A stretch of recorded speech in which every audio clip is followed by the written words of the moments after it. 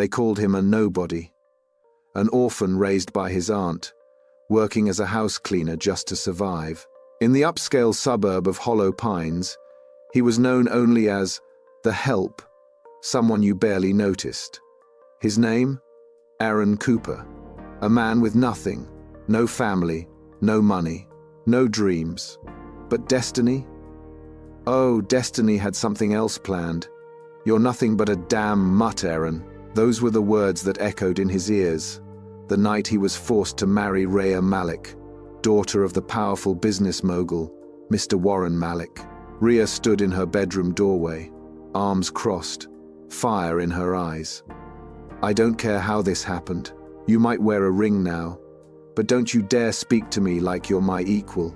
My dog has more value than you. Aaron lowered his eyes and mumbled, I understand, but I'm still your husband now. I'll stay in the guest corner if that makes you comfortable. Oh, shut up. You think just because my father begged you to marry me, you suddenly matter?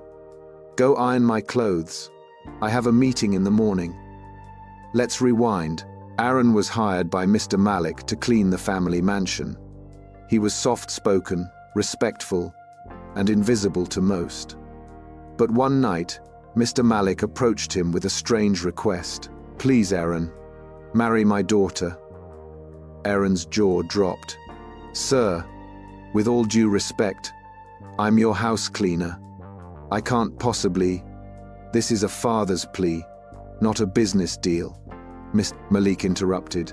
You must. Aaron didn't understand why at first, but when Mr. Malik revealed a truth about Rhea's past, a scandal he wanted, buried, Aaron knew he had no choice. Rhea, of course, was livid. She refused the idea, but her father insisted. So, the impossible happened. A millionaire's daughter was married off to a man who cleaned her floors. On the wedding night, Rhea sat in silence, furious, disgusted, betrayed. When Aaron gently entered the room and tried to speak, she cut him off. So, Mr. Groom, you here to play honeymoon tonight? She hissed. No, Rhea. I respect your space, Aaron replied softly. But I am your husband now. I will sleep in the room corner. You? Respect? Don't flatter yourself. Lay out your blanket. Don't dare touch me. You don't deserve to breathe the same air as me. That night, she turned off the lights. Aaron lay on the cold floor, and time passed. 1 year. For 365 days, Rhea never acknowledged Aaron as her husband. She hurled insults at him. Her mother, Margaret Malik, spat venom daily. He wasn't a son-in-law. He was still the butler in residence. One morning, as Aaron walked into the living room, Margaret sat surrounded by socialites, sipping expensive tea. Come here, she said coldly. My feet hurt. Massage them. Ma'am. In front of your guests. Do I look like I care? Massage. He obeyed silently. One of the women, Nina, gasped. Isn't he your son-in-law? Margaret laughed. Son? In-law? More like a cursed servant. Rhea's father forced this rat into our family. And now he's good for nothing. Can't even buy her a birthday gift. He's a disgrace. Their words stung. But Aaron didn't speak. Not yet. That afternoon, Rhea walked in, looking stunning in a black business top. Aaron couldn't help but smile. Drive me to the office, she ordered. Sure. He nodded. She tossed him her purse and files. He followed her like a chauffeur, not a husband, but his heart was full. Even if I get just a few moments beside her, that's enough for me, he thought. At her office gates, she turned sharply. Stop right there, she snapped. This is my office.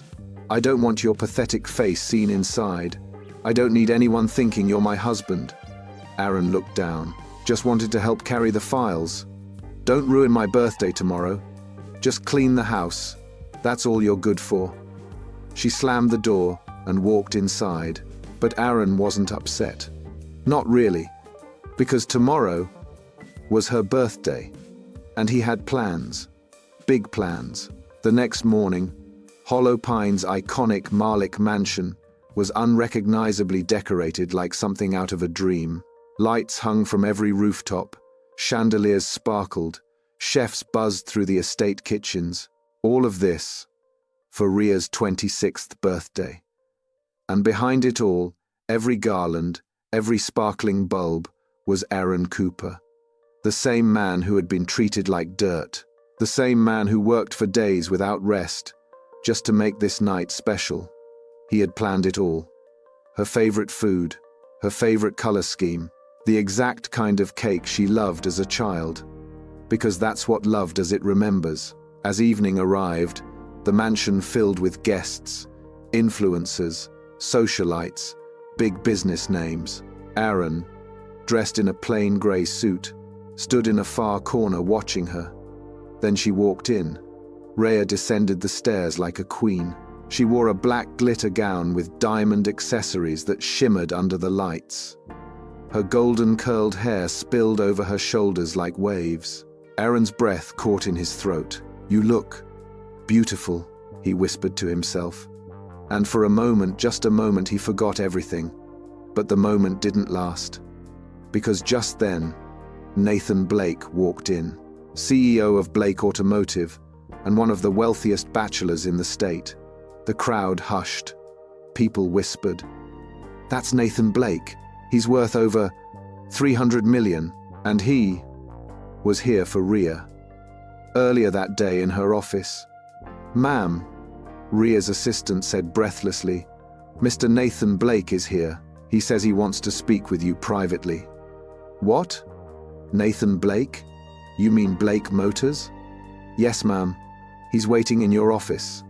Rhea couldn't believe it. When she walked in, Nathan was there in a royal blue suit, confidence radiating off him. "I know this is sudden," he said, "but I've heard about you. I've seen your work. And I think we could do incredible things together." "Business-wise?" Rhea asked cautiously. Nathan smiled. "Both business and personal." Rhea was stunned. "I know you're married," he continued, "but I also know you're not happy. If you ever want something more real, I'm here. You'd be the queen of every room you walk into." Her breath caught. Was this finally her escape? Back at the party, Rhea and Nathan stood close, whispering. Aaron watched silently. Then Nathan whispered, "You still want that birthday surprise?" She nodded. "Let's do it." As the cake was wheeled out, Nathan called out loudly, "Hey everyone, if it's Rhea's birthday, where's her husband? He should be beside her, right?" The crowd looked around. People spotted Aaron standing quietly near the wall. "Come on, buddy, join her. Cut the cake together." Nathan smirked. For the first time ever, Rhea turned to Aaron and smiled. "Come here, Aaron." His heart fluttered. She had never said his name like that. He walked up, stood beside her. They held the knife together. And just as the blade touched the cake, Nathan shoved him. Aaron's face slammed into the frosting. The crowd erupted with laughter. People pointed. Phones recorded. "Wow," Nathan laughed. "Can't even cut cake properly. Some husband you are." Even Rhea smirked. "Seriously," Margaret Malik shouted. "He belongs with the mop and bucket, not my daughter." Aaron slowly wiped frosting off his face. His pride shattered. But then he smiled. "Happy birthday, Rhea," he said softly. "I got you something." He walked over to a table and brought back a small black box. "What now?" Rhea scoffed. "A handmade card? A second-hand bracelet?" Nathan chuckled. "Let's see what the butler brought." Aaron gently handed it to her. Everyone gathered around. Rhea opened the box, then froze. Her eyes widened. Her mouth dropped open. Inside was a Rolls-Royce key fob and a platinum diamond bracelet from the Aurora Rare collection, the kind only queens and billionaires wore. "What the hell is this?" Nathan gasped. "Where did you get this? This is a joke, right?" Margaret shouted. You stole this? The room exploded with murmurs. Some guests laughed nervously. Others looked suspicious. Before Rhea could speak, Nathan's phone rang. He stepped aside and answered, then turned pale. What? What? His voice trembled.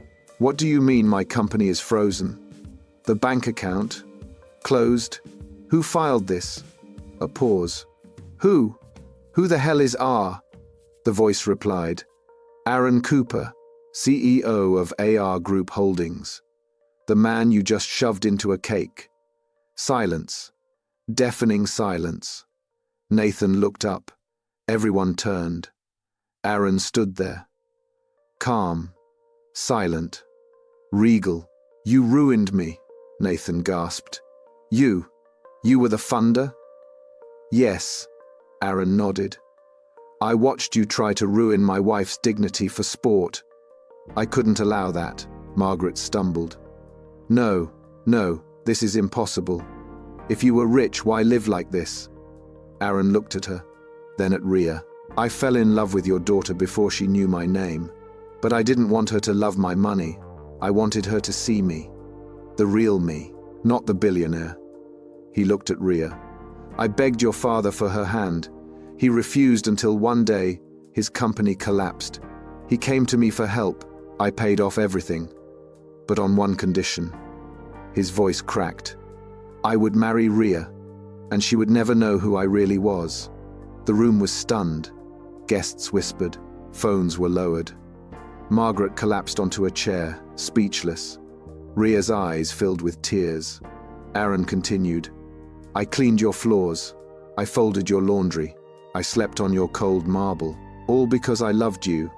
Because I wanted to know if you ever fell for me, it'd be for me. He turned away. But now that you know who I am, I'll leave. Rhea rushed forward, grabbing his hand. No, don't go. Please. Her voice trembled. I fell for you, just now. Not because of the car or the diamonds, but because you stood up. For me. I'm sorry. For everything. For how I treated you. I don't deserve you. Aaron looked into her eyes. But I love you, Rhea. Always have. Tears streamed down her face. Then stay. Please. Don't walk away. And then, for the first time in a year, she embraced him. Tightly. As if she'd never let go again. Sometimes love finds us in the most unexpected places. Sometimes the butler is the king. And the heart, it always knows the truth.